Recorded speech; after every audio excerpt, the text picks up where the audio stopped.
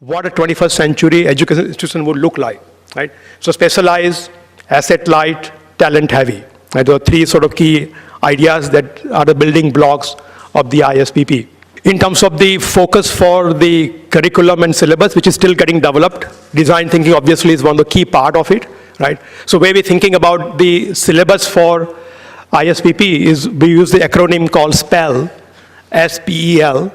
So S is for skills, P for political economy, the theory part of it, E for ethics, and L for leadership, right? So that is, in a sense, the four are the key buckets through which the curriculum and the syllabus will get designed, right?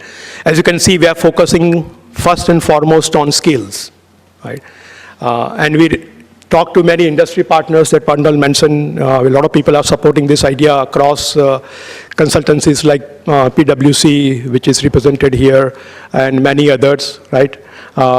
And in discussion with them, in discussion with some of the academics who teach in public policy courses and where they see there are gaps in the today's curriculum and what should be offered in the Indian context, right? And so talking to them, we have identified 13, 14 different skills. And we are going to be focusing on those skills, not just in terms of theory, but also in terms of hands-on practice, right? So by the end of the course, you would have expertise in those skills, right? And you are able to apply those skills right on the day one of your job, in a sense, right?